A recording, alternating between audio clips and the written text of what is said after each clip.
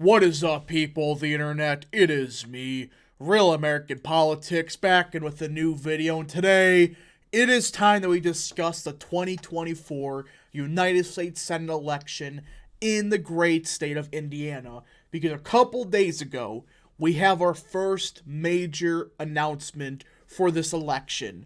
Representative Jim Banks from Indiana's 3rd Congressional District just announced his candidacy to hopefully replace Mike Braun as the next senator of the great state of Indiana. This was kind of expected. Jim Banks has been hinting at it for a while now, and well, he's officially declared his candidacy for this great Senate seat. Now, before we continue with today's video, I hope you enjoy these type of videos.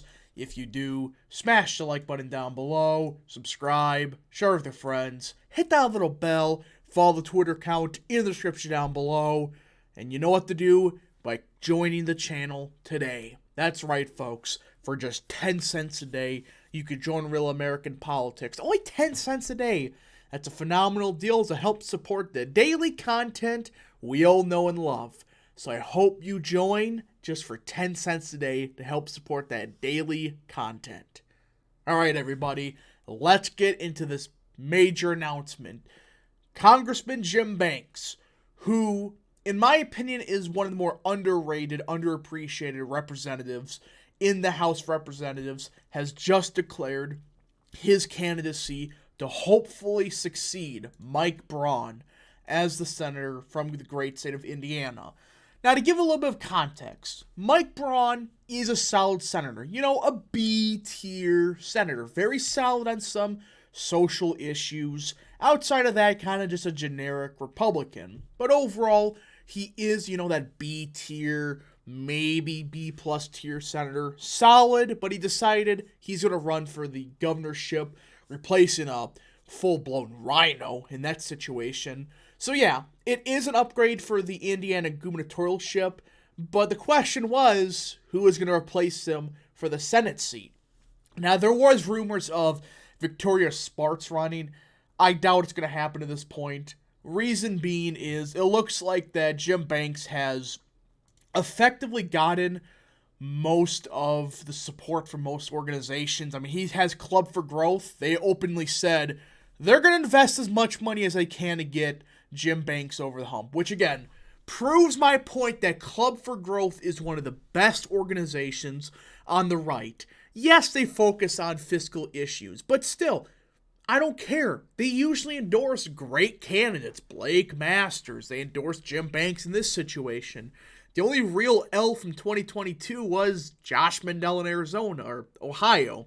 Outside of that, they were on point. Ted Budd, Laxalt, I think they endorsed, etc., etc., etc.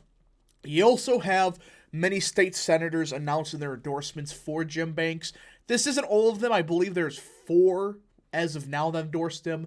3 representatives, some big names like Stefanik, Tom Cotton from the great state of Arkansas, the U.S. Senator, and it appears Donald Trump will be supporting Jim Banks for this seat. Now, the reason I'm not saying this is 100% clear yet, because I doubt Spartz run, but there is another major candidate that I think is going to run. One of the biggest rhinos in Indiana, Mitch Daniels. Oh boy, this guy sucks beyond a rhino. I mean, there's a lot of these neocon rhino organizations. They're preparing to fund a lot of money into this race to get Mitch Daniels over the hump. That's why Club for Growth, they're openly saying they're going to spend a lot of money on this race. They're not going to let what happened in 2022 happen again. I mean, look at this article here. Ground zero of the Republican Civil War. I'm getting sick and tired of some of these Republican organizations. Not Club for Growth. They're doing their job. They made deals with people like Kevin McCarthy, etc. to get them the hell out of some of these primaries. And well, they usually support good candidates. But I'm getting sick and tired of these GOP, quote-unquote, Republican and conservative organizations spending tens upon tens of millions of dollars into some of these races because there's a Trumpy candidate potentially running. Yeah, that's what happens. Jim Banks is what you would call a national conservative type of Republican. He's somebody that wants antitrust laws. And overall, on economics, significantly better than Mike Braun. That's the big thing that Banks has over a lot of representatives in the House of Representatives, even most senators. He understands the economic and fiscal part of America. We can't just say, oh, tax cuts and call it a day. He understands that. It's just getting sickening that a lot of these organizations, they're preparing to fund a shitload of money to Mitch Daniels, who, by the way, isn't that good. I mean, I'm getting sick of this. Like, these people, they refuse to spend any money in general elections, but they're damn certain to spend tens of millions into a primary. I mean, read this. The divisiveness of the primary, rising year before Daniels entered the race, has reached such a fever pitch that Greg Pence has weighed withdrawing his endorsement of Banks, according to two Republicans familiar with the matter. Really? Yeah, Greg Pence, who is the brother of Mike Pence, he was planning on endorsing Jim Banks. But suddenly these organizations, they're preparing to spend ungodly amounts of money into this race for a complete rhino. Mitch Daniels, he was a terrible governor of Indiana. He's a complete loser and has no reason to become the next senator. He lied about the fact he was never going to run for a federal office. Look that ad up. When he ran for the governor of Indiana, he flat out said he was never going to run for any higher office. Just run for Indiana to make Indiana great again. That type of stuff. It's a total joke with a lot of these rhino organizations getting involved in many of these primaries. Even then, I doubt that Mitch Daniels will make it past the primary. I mean, Trump Jr., Donald Trump, they're already starting to attack the guy. Plus, Club for Growth, they're already saying that, yeah, we're going to make sure Banks gets over the hump. Daniels is a complete clown. And the funny part is, it appears Mitch Daniels is pulling the Pat McCrory route. You know, in North Carolina, he's going to run as the anti-Trump Republican. Look, I have some issues with Trump, but openly running as, the anti-Trump, establishment candidate usually does not end well.